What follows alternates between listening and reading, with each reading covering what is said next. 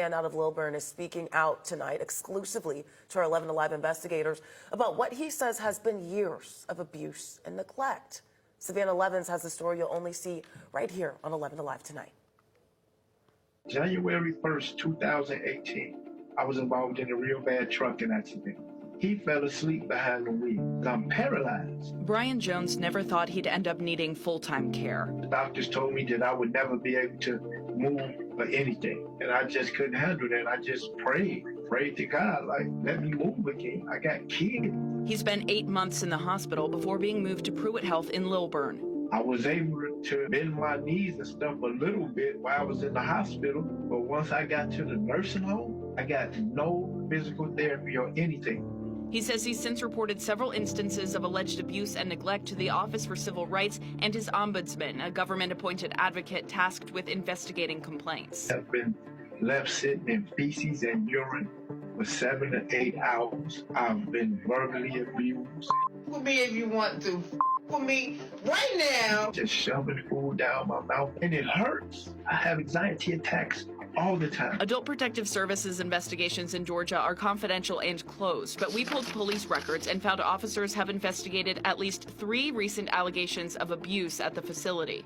One patient found with significant facial bruising. Another suffered a broken shoulder while being moved from the bed. Another patient alleged being raped. All of those cases were marked as closed or inactive for being unfounded or due to lack of evidence. I've talked to the state representatives and told them my situation of what's going on in here. Nothing ever happens. My roommate fell out the bed. It took them 2.5 hours to come down here and get this man off the floor. Medicare.gov has a nursing home rating system based on inspections, staffing, and quality. Pruitt Health Lilburn has 3 out of 5 stars.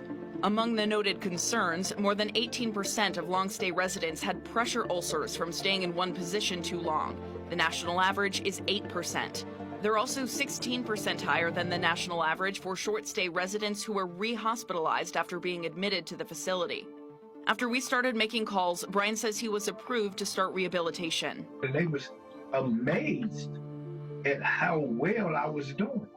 It was like, possibly if this would have happened right after my accident, I might have been able to walk again. We reached out to Pruitt Health about Brian's allegations. A spokesperson said in a statement, the safety of our patients and employees is our absolute highest priority. We follow all state and federal regulations and reporting guidelines. We are committed to caring for our patients.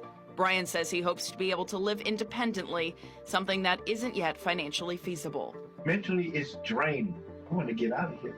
But when I do get out of here, I'm still going to advocate for people who can't speak up for themselves. If you suspect elder abuse in a Georgia care facility, you can file a report online with the Department of Community Health at dch.georgia.gov or call 1-800-878-6442, and you can remain anonymous.